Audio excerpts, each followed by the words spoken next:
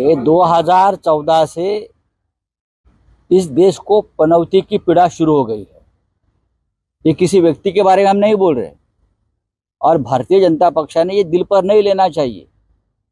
BJP ने पनौती शब्द पूरे विश्व में और देश में इस्तेमाल किया जाता है और खास करके जो अपने आप को हिंदुत्ववादी समझते हैं उनको तो पनौती शब्द का इतना नफरत नहीं होनी चाहिए।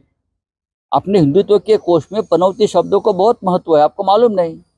आप नेपाल में जाइए, आप बनारस में जाइए, आप समझ लीजिए पनौती का अर्थ क्या है और बाद में ये सब एफआईआर वगैरह लॉन्च करने का काम कर लीजिए। इस देश को 2014 से पनौती लगी है, तो 2024 में पनौती खत्म हो जाएगी। कभी 7.5 लगती है, उसके बाद पनौती लगती है, फिर छोटी पनौती लगती है।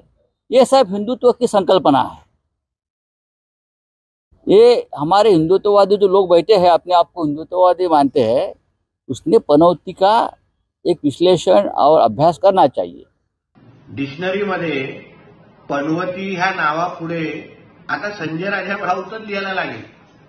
हा चपटा पायाचा जिथे जिथे जातो तिथे याचा तो पक्ष संपतो, याचं ते घर फोडून टाकतो।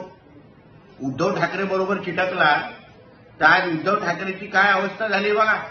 ना घर का ना घाट का, ना पक्ष हातात राहिला, नाही घर आता व्यवस्थित चाललंय। तसंच पवार साहेबांचं पण झालंय। पवार साहेबांच्या जवळ गेला, आज पवार कुटुंबाबरोबर काय झालंय बघा आणि राष्ट्रवादी काँग्रेसबरोबर काय झालंय बघा। ते सोडा, त्याचे घरचे ह्याला किती मोठी पनवती मानतात हे अगर बाहेर माहिती दिली ना तर हा तोंड पण दाखवू शकणार नाही।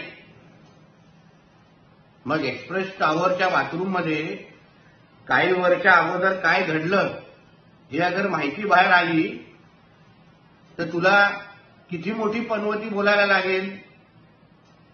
मोदीजींच्याच आशीर्वादामुळे तुझ्या मालकाचे 2014 आणि 19ला 18 खासदार निवडून आले।